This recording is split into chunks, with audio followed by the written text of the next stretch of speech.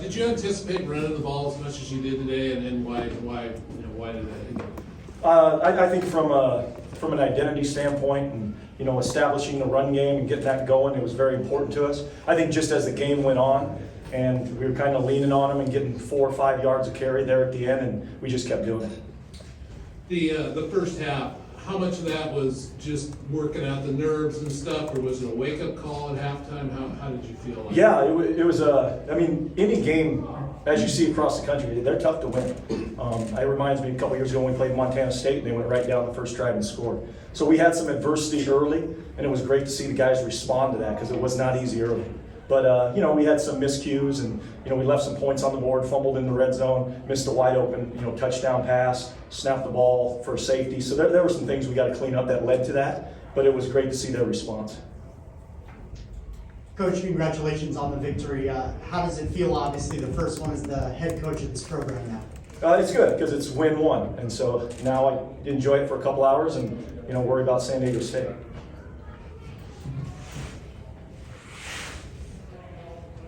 Defensively, what were your thoughts as the game matured? It seemed like they got a little better as the game went. They did. They started playing well. I thought, really from a coverage standpoint, for as many times as they threw the ball and the problems they create with their space, they do a nice job. So I was impressed with the back end. And then there were some real, again, teaching moments, right? A young player got 3, 15-yard penalties that led to that last scoring drive. So there's stuff that, you can really point out and learn from for those young guys.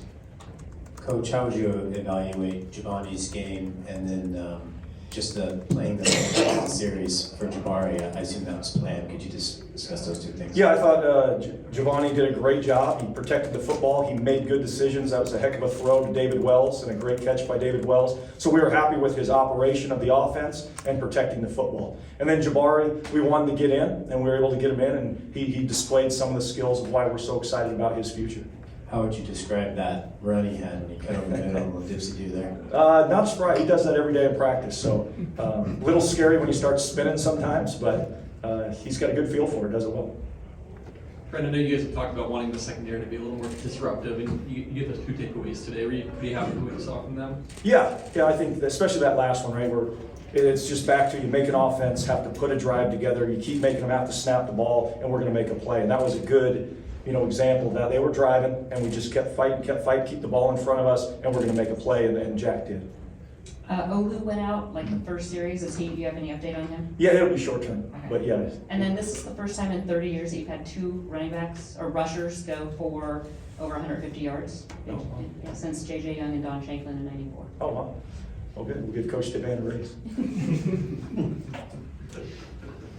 Coach, the deployment of Jabari Johnson there early in the game, giving him the 3rd series was eerily similar to how Aiden Childs was deployed last year. Was that intentional, and do you kind of see yourself continuing to do that throughout the year? It was intentional, and yeah, I see us continuing to give Jabari some stuff because he can help us win, and he presents a little bit different problem than the other guys.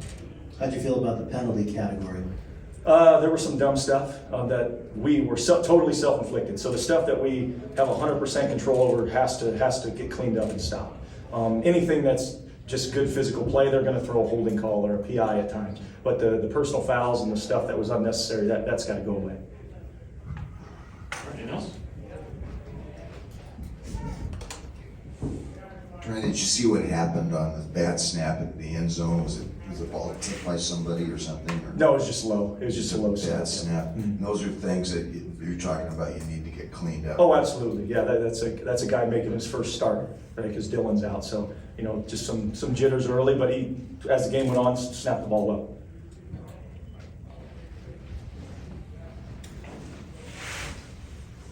Coach, a lot's been made, of course, about the Pac-12 being different, but did this just feel any different, just like an ordinary first game where the Beaver was opening before a home crowd? It was just normal. We're out to play a game. We don't care who we play against, and we're ready to go win. So I thought it was great. The atmosphere was great. The guys played hard, flew around, operated very well for the most part, and so there's a lot of good, positive takeaways from this.